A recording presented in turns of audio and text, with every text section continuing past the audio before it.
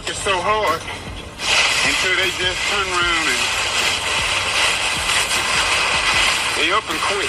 On the farm fields of Alabama, the verdict is in. The state's tough immigration law just isn't working out. They're putting Alabamians back and forth in my area. Experience I've had, they ain't too good at what they do. Keith Smith says most immigration workers left after the law took effect.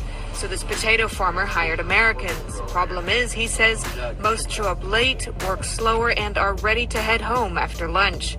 Some even quit after just one day out in the field. There's a Hispanic man that works for us, and I say, he's 52, and he'll make anywhere from $70 to $100 a day. I said, if you can keep up with him and do a good job, you can make that. But they're not physically in shape to do it. And, probably not mentally tough enough to do it some of them. This is your first time to my page, welcome. I am Moses, leader for the people. You want to see how I break that down? You can check out the video pinned on the top of this page. You know that's not my real name, but God is using me to help lead the people to get justice. But here's my take on immigration.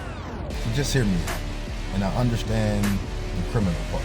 But there are certain jobs that Americans just don't want to work. Think about it. Your first job, McDonald's, Starbucks, Wendy's, Walmart, etc., etc. But do we really want to go be a farmer? Do we want to go pick apples? That's not a 16-year-old first job. There are certain jobs that Americans just don't want to work. But what if there was a legal way for them to come in, and in that they can work only certain jobs that Americans just don't want to work, and they can pay taxes like everybody else. But also, I would add a tax that can be used for other various things, like a probation officer, somebody that would check on them once or twice a month to make sure they're not a problem with the country. If they are a problem with the country, then out of that tax they will get deported. That way it's not costing any taxpayers dollars. And those other individuals that are going to come in the country illegal will get deported out of that tax. That way it's not costing Americans, taxpayers, dollars. But also this tax will actually create more jobs. We need people that can speak multiple languages. We need transportation. Let's say, for example, me being here in Chicago, that Chicago has too many immigrants. And let's say somewhere in Texas they can actually take more immigrants. Well, they can be bused from Chicago all the way down to Texas, or even flown on the plane. We need case managers. We need people that can do secretarial work. We need people that can deal with school. We need with after-school tutors, and something that can help with housing. Now, I had one lady come on this video one day, and she said, "Oh, you expect me to pay more money in this tax, and I'm already paying a lot of money for my rent." Well, we have what is called subsidized housing. Subsidized housing can offset the cost of that tax.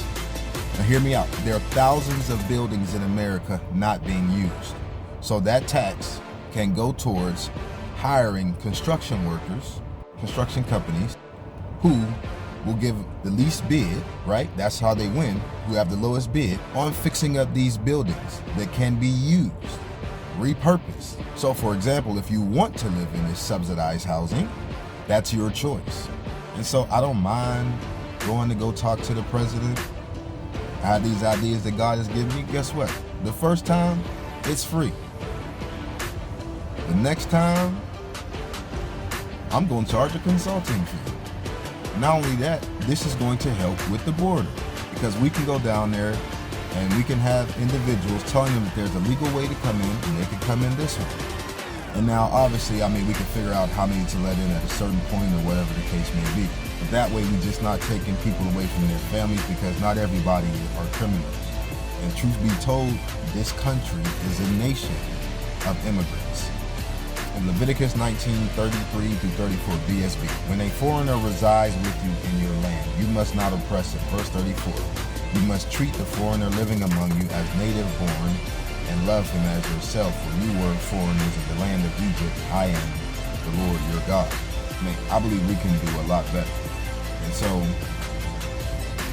let's make America better for everyone.